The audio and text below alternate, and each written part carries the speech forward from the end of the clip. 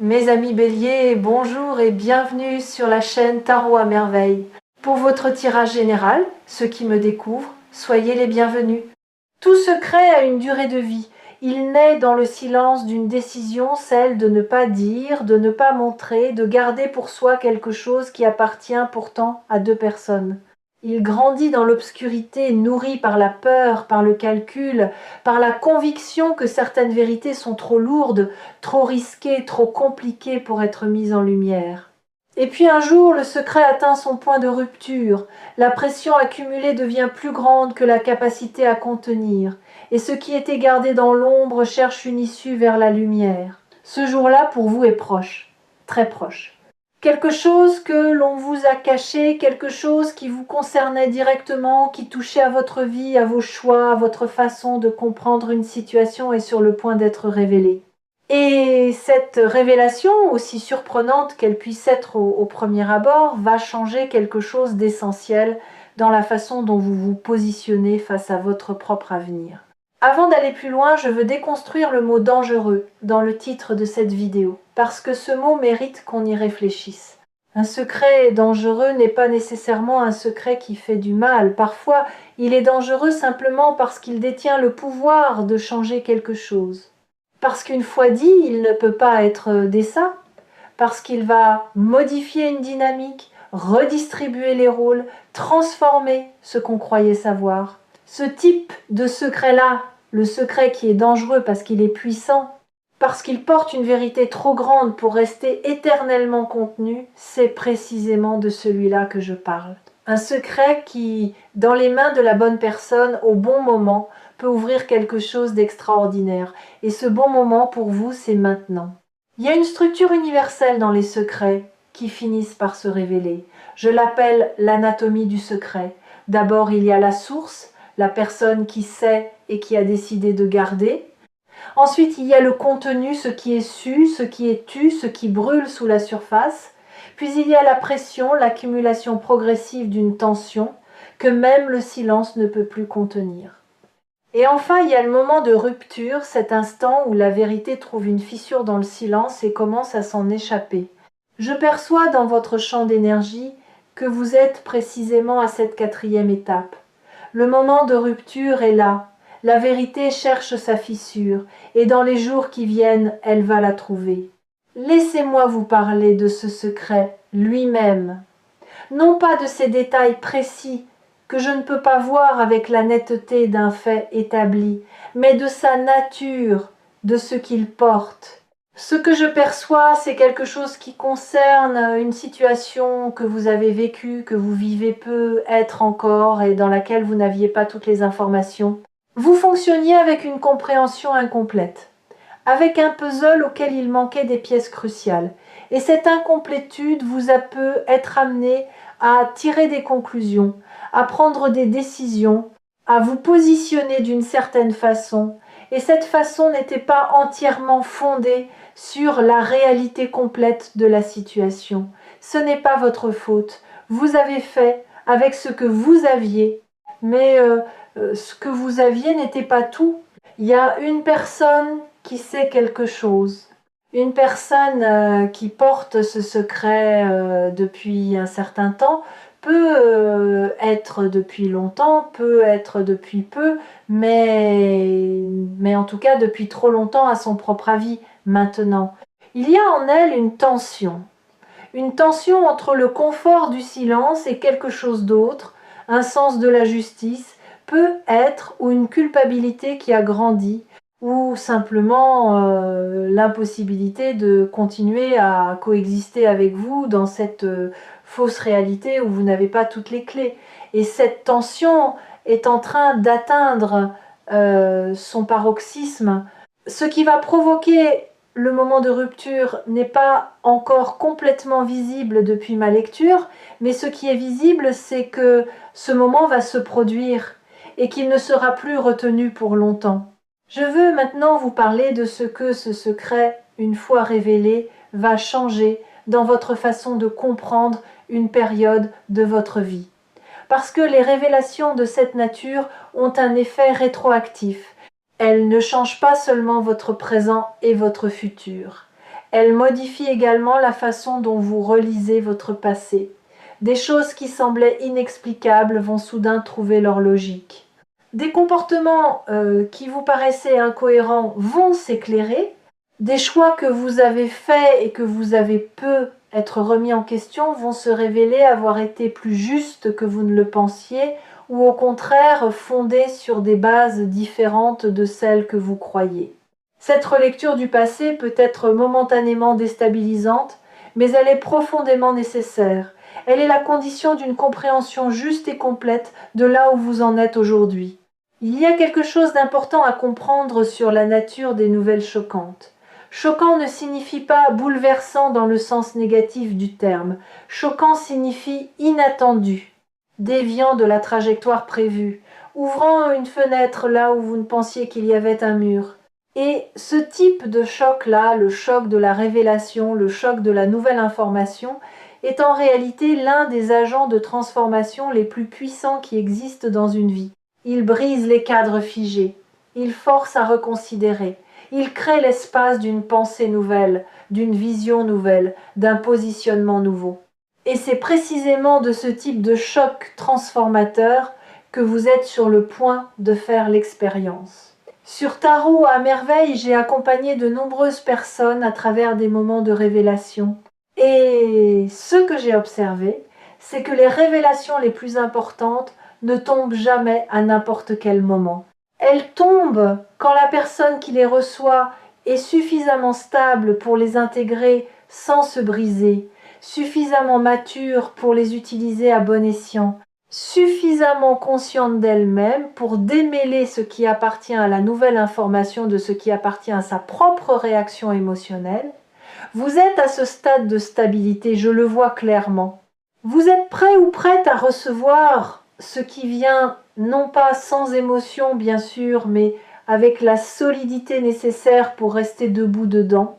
Je veux maintenant vous parler de quelque chose de subtil mais crucial. La différence entre être choqué et être détruit. Beaucoup de gens confondent les deux. Ils pensent que si quelque chose les choque, c'est que quelque chose les brise. Mais ce n'est pas du tout la même chose. Le choc est une réponse à l'inattendu. Il est temporaire, il se dissipe, il laisse place à l'intégration. La destruction, elle suppose qu'on n'a pas les ressources pour traverser ce qui arrive. Et vous, vous avez les ressources. Pas forcément toutes les ressources que vous auriez dans un monde idéal, mais suffisamment. Suffisamment pour traverser, pour comprendre, pour décider de ce que vous voulez faire de cette nouvelle vérité. Il y a également dans cette lecture quelque chose qui concerne les nouvelles au pluriel parce que je perçois que ce n'est pas une information unique qui arrive, mais plusieurs éléments qui se rejoignent, un ensemble de vérités qui se tenaient les unes les autres par le silence et qui vont tomber ensemble ou en cascade rapprochée. Chaque élément va éclairer les autres, chaque fragment va rendre les autres plus intelligibles.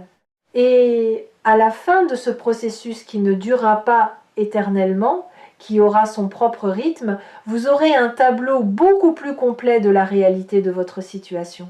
Un tableau depuis lequel vous pourrez agir avec une clarté et une efficacité que vous n'aviez pas jusqu'ici.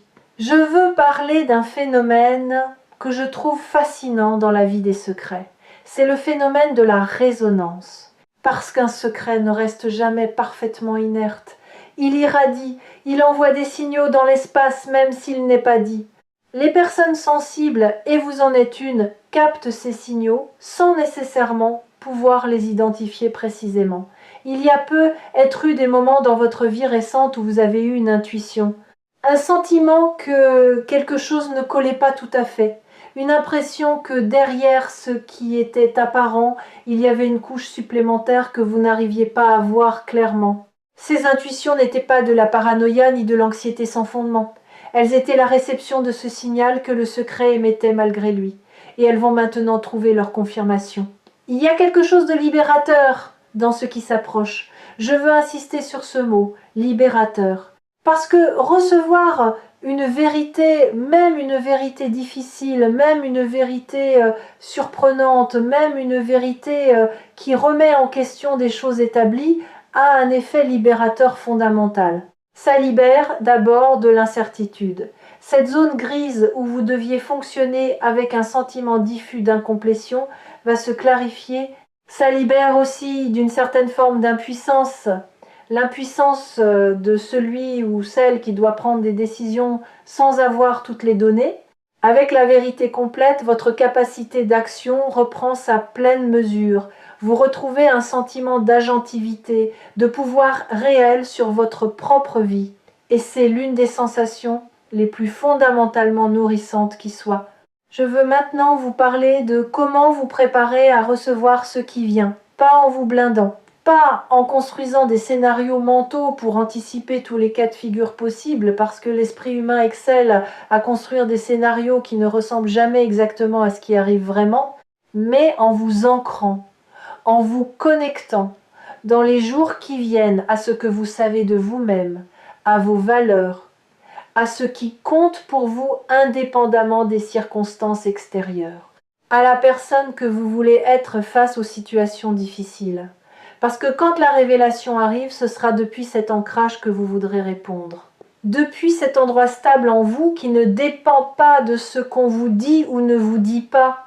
Il y a quelque chose que je perçois dans votre façon d'habiter la vérité qui est une de vos qualités les plus précieuses.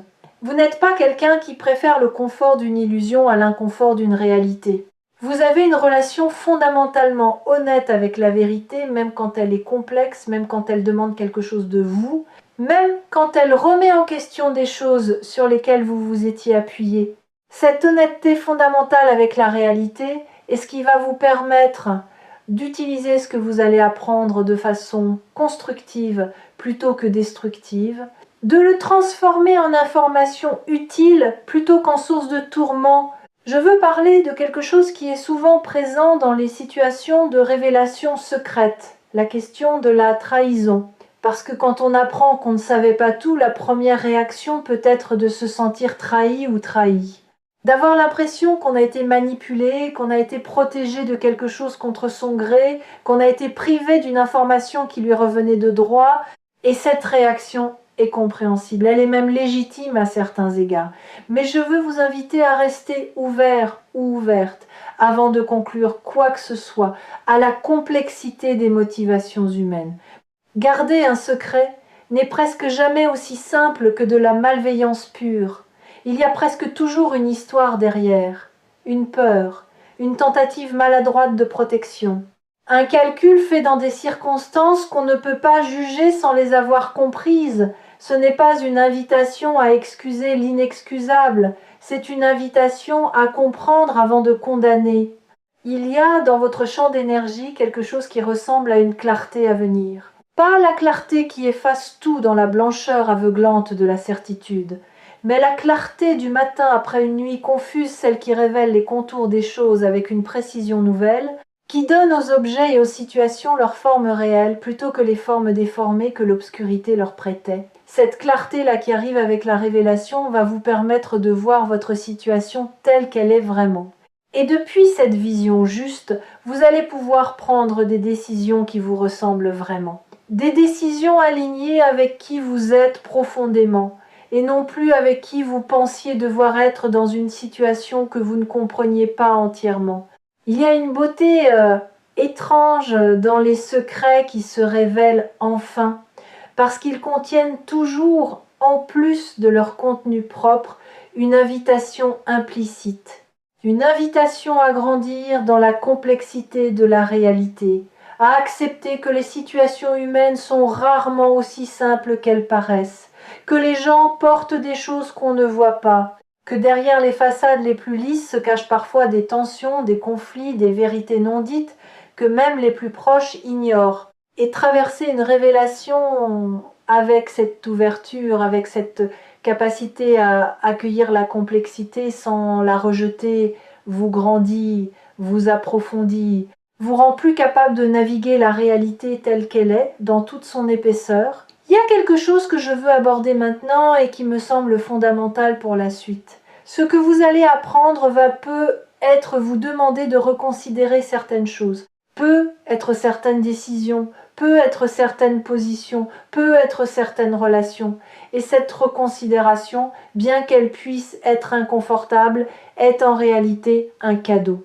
Parce que reconsidérer n'est pas une faiblesse, c'est la marque de quelqu'un qui place la vérité au-dessus de la cohérence de façade, qui préfère être juste que d'avoir raison, qui est suffisamment solide dans son identité pour changer d'avis quand les faits le demandent, sans que ce changement d'avis menace qui, il ou elle, est fondamentalement.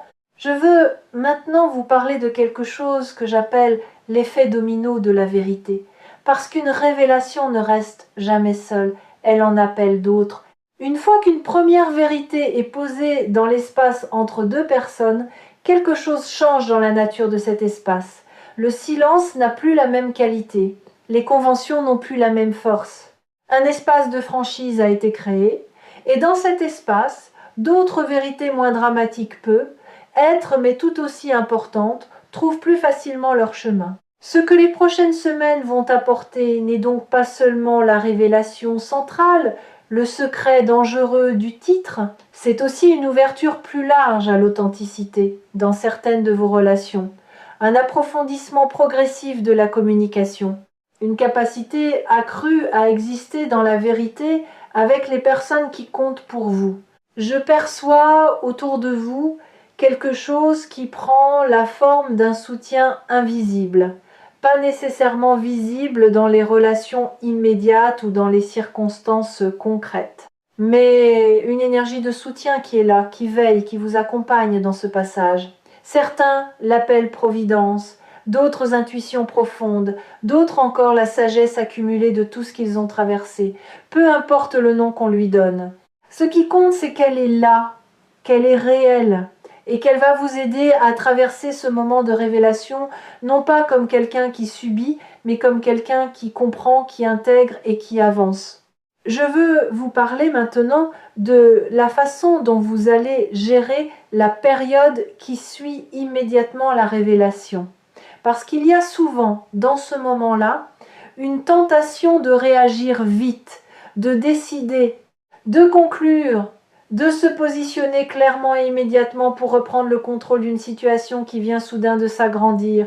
Résister à cette tentation, pas indéfiniment, la décision finira par venir et elle sera juste, mais dans les premières heures et les premiers jours après la révélation, accordez-vous du temps, le temps de laisser l'information s'installer, le temps de laisser vos émotions traverser sans en tirer immédiatement des conclusions définitives, le temps de dormir dessus, comme on dit. Parce que les décisions prises depuis la clarté de l'intégration sont infiniment plus solides que celles prises depuis le choc de la nouveauté. Il y a quelque chose dans ce que vous êtes sur le point de vivre qui va définitivement modifier votre rapport à l'information dans les relations. Après avoir traversé cette révélation, vous allez peu être développé une attention plus fine au non-dit, une oreille plus sensible à ce qui n'est pas dit, à ce qui est esquivé, à ce qui est traité de façon détournée, alors qu'une conversation directe serait plus simple et plus honnête. Et cette sensibilité accrue, loin d'être une source de méfiance ou de paranoïa, va devenir l'un de vos atouts relationnels les plus précieux. Parce que vous allez savoir, avec plus de précision qu'avant, quand quelque chose mérite d'être questionné, quand creuser est nécessaire, quand la surface ne raconte pas toute l'histoire. La chaîne Tarot à merveille vous accompagne depuis un moment dans la lecture de ces énergies. Et quelque chose que j'ai toujours voulu vous transmettre, c'est cette conviction fondamentale. Les révélations, aussi surprenantes soient-elles, appartiennent à ceux qui les reçoivent. Vous n'êtes pas la victime d'un secret révélé. Vous êtes la personne à qui la vérité revient de droit. Et avec cette vérité, vous allez construire quelque chose de plus solide, de plus réel, de plus aligné que ce qui existait avant. Parce que c'est toujours ce que fait la vérité pour ceux qui ont le courage de la recevoir et la sagesse de l'utiliser bien. Je veux terminer cette lecture avec quelque chose de concret que vous pouvez faire dès aujourd'hui, avant même que la révélation n'arrive.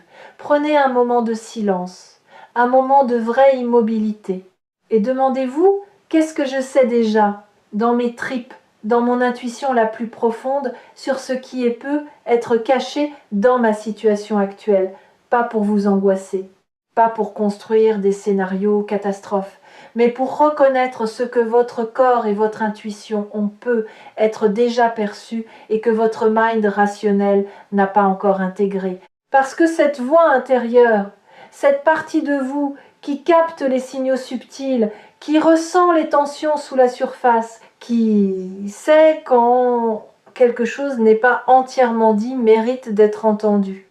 Et ce qu'elle vous dit, elle vous le dit depuis longtemps, patiemment, en attendant que vous soyez prêt ou prête à l'écouter vraiment. Ce que les prochains jours apportent est réel. Ce qui va être révélé change quelque chose.